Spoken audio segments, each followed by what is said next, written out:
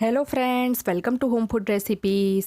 આજે આપણે બનાવીશું કાઠિયાવાડી રીંગણ બટાકાનું શાક, જે આજે આપણે એકદમ અલગ રીતે નવા સ્વાદમાં કુકરમાં બનાવીશું, જે ફક્ત 10થી 15 જ મિનિટમાં એકદમ ઓછા સમયમાં બનીને તૈયાર થઈ જાય છે. એકવાર જો તમે આ રીતે આ રીંગણ બટાકાનું શાક બનાવશો તો હંમેશા આ જ રીતે બનાવીને ખાવાનું પસંદ કરશો. આ એટલું ટેસ્ટી શાક લાગે છે. તો ચલો એને બનાવવાનું શરૂ કરીએ. સૌથી પહેલાં આપણે શાકનો મસાલો બનાવી લઈશું. એ માટે એક નાના મિક્સર જારમાં 15 કળી લસણ એડ કરી દઈશું.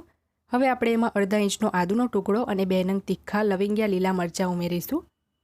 1/4 કપ એટલે કે ગ્રામમાં 35 ગ્રામ જેટલા આપણે એમાં સિંગદાણા ઉમેરીશું. પેનમાં ધીમા તાપે સિંગદાણાને શેકીને ઠંડા કરીને એને મેં છોલી લીધા હતા.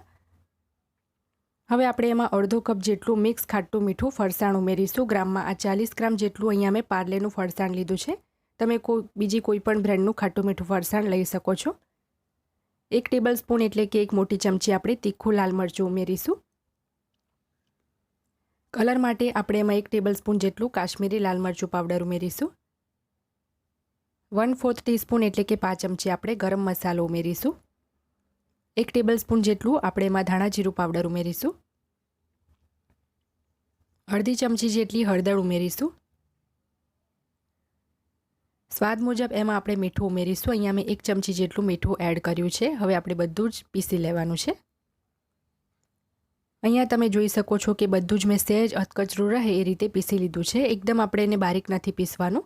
મિક્સરને ઝટકા આપીને થોડુંક આ રીતના અધકચરું રહે એ રીતે જ પીસવાનું છે. હવે મેં શાક બનાવવા માટે અહીંયા 200 ગ્રામ જેટલા લીલા રીંગણ લીધા છે. આની જગ્યાએ તમે જે જાંબલી રીંગણ આવે છે એ પણ લઈ શકો છો. અને 2 મીડિયમ સાઇઝના મેં ગ્રામમાં 130 ગ્રામ જેટલા બટાકા લીધા છે. બટાકાને મેં છોલી લીધા છે. રીંગણ અને બટાકા બંનેને એક વખત મેં ધોઈ લીધા છે. તો હવે એક બાઉલમાં આપણે થોડું પાણી લઈશું અને એની અંદર આપણે રીંગણ સમારી લઈશું, જેથી રીંગણ કાળા ના પડી જાય. તો ઉપરનો થોડો ડીચાવાળો ભાગ કાપીને આ રીતના સાઈડના પટ્ટા હટાવીને આપણે નાના ટુકડામાં એને કટ કરી લઈશું. રીંગણ જે છે શાક બનાવતી વખતે જ કટ કરવા, પહેલેથી કટ કરીને ના રાખવા, નહીં તો એ કાળા પડવા લાગશે. તો જે રીતે આપણે રીંગણ કટ કર્યા એ જ રીતે આપણે બટાકાને પણ નાના ટુકડામાં કટ કરી લઈએ.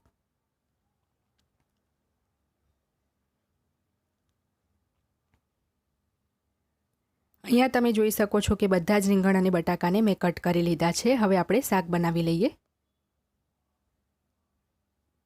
ગેસ ઉપર મેં એક કુકર ગરમ કરવા મૂક્યું છે. એમાં આપણે 1/4 કપ જેટલું તેલ ઉમેરીશું. આ શાકમાં તેલ થોડું વધારે જ લેવાનું છે. તેલ થોડું ગરમ થઈ જાય એટલે 1 ચમચી આપણે એમાં રાઈ ઉમેરીશું.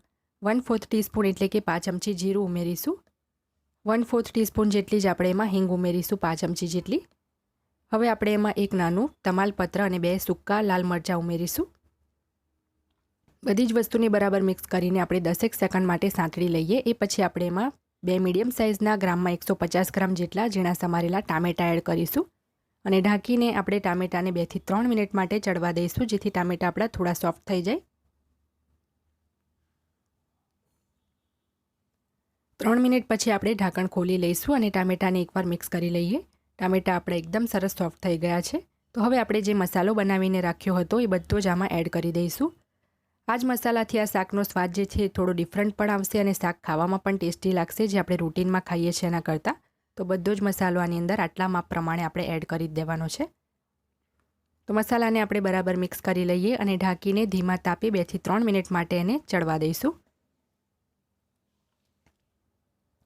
2 થી 3 મિનિટ પછી આપણે ઢાંકણ ખોલી લઈશું. તમે જોઈ શકો છો કે મસાલામાંથી સરસ તેલ પણ છૂટું થઈ ગયું છે. તો એકવાર મસાલાને આપણે મિક્સ કરી લઈએ.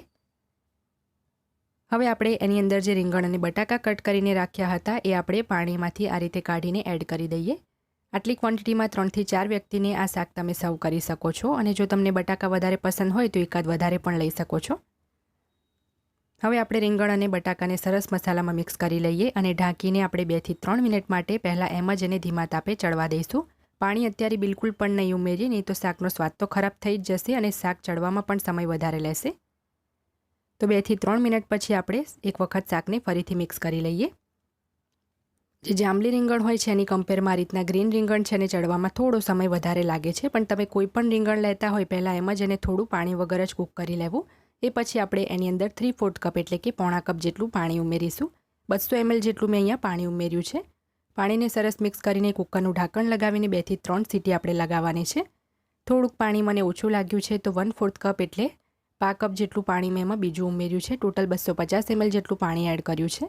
હવે ઢાંકીને આપણે સ્લો ટુ મીડિયમ ફ્લેમ પર 2 થી 3 સીટી લગાવીને શાક બાફી લઈએ. તો 3 સીટી લગાવ્યા પછી કુકરની વરાળ મેં એની જાતે જ નીકળવા દીધી હતી. એ પછી મેં ઢાંકણ ખોલ્યું છે. તો રીંગણ અને બટાકા આપણા સરસ ચડી ગયા છે, તમે જોઈ શકો છો. મીઠું આ શાકમાં મને ચાખ્યું છે તો થોડું ઓછું લાગ્યું છે, તો અડધી ચમચી સ્વાદ મુજબ મીઠું મેં આમાં ફરીથી એડ કર્યું છે. શાક ગરમ જ છે તો મીઠું સરસ મિક્સ થઈ જશે. છેલ્લે એમાં થોડા ઝીણા સમારેલા લીલા ધાણા ઉમેરી દઈએ. તો આપણું રીંગણ બટાકાનું ટેસ્ટી કાઠિયાવાડી શાક બનીને તૈયાર છે. એને આપણે સર્વ કરી લઈએ.